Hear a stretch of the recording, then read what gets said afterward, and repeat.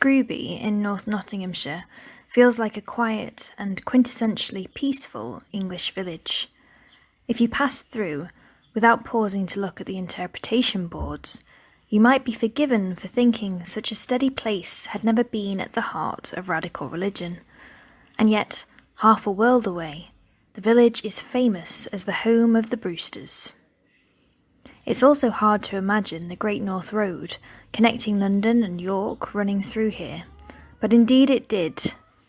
The Brewsters were bailiffs to the Archbishop of York, but also masters of the post, providing fresh horses and hospitality for messengers and hearing news themselves as it travelled the length of the country. At the end of the 16th century and into the early years of the 17th, some Scrooby villagers and those from neighbouring villages defied the Church of England.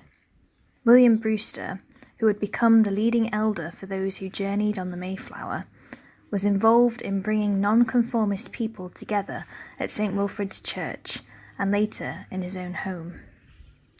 Bradford said of him, "He did much good in the country where he lived, in promoting and furthering religion, not only by his practice and example, and provoking and encouraging others, but by procuring of good preachers to the places thereabout."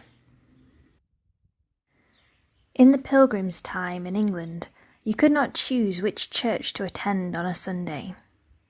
You were expected to be in your parish church, where the authorities hoped a pretty uniform approach to Christianity would be found all over the land. The church wardens were responsible for keeping track of who was coming and going, who was absent, and so on. Going to listen to a preacher from another village was called sermon gadding and was a punishable offence. St. Wilfrid's in Scrooby was a chapel, not a church, and when they shared a preacher with neighbouring Bawtry, Brewster had an excuse to go to another church in the morning and to repeat the sermons he had heard there in the afternoon.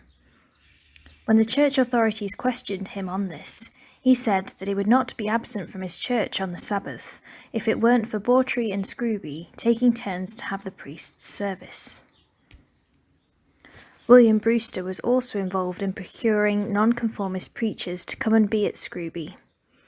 As a chapel, they could be served by a curate, an apprentice vicar, who were not as strictly regulated as established priests.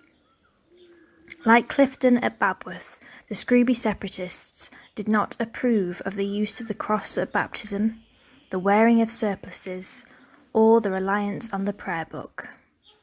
When Clifton was removed from Babworth, they knew the local leniency must be coming to an end. They began to meet in secret at the Brewsters' home and to formulate plans to escape, no doubt influenced by Brewster's experience of Holland when working for the Queen as a young man. So the Scrooby separatists set sail on their first journey in search of freedom. Among them was a young lady whose identity has remained a mystery for centuries. But work by Scrooby historian Sue Allen has uncovered that Susanna was in fact a Scrooby girl herself. Susanna, born Jackson, was the daughter of Richard Jackson who, with Brewster, was heavily fined in 1607.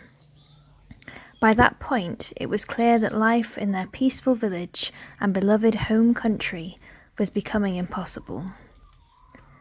Susanna travelled with the Scrooby separatists to Holland and there married William White. They both embarked with Brewster as leader on the Mayflower. She gave birth to a son while the Mayflower was anchored off Cape Cod, and she named him Peregrine, which means pilgrim, the first baby born in the new colony. Sadly, William White did not survive the winter, and in the spring of 1621, Susanna married Edward Winslow, the first marriage in the new colony. Who knew the Pilgrim and people from this little village would live such extraordinary lives and bring fame to their home? In many ways, Scrooby seems the start of the epic journey which crossed first the narrow sea and then the Atlantic. A new finger-post sign at the Pilgrim Fathers pub points the way to other destinations in the story, reminding locals and visitors of the epic adventure which the Pilgrims set out on from here.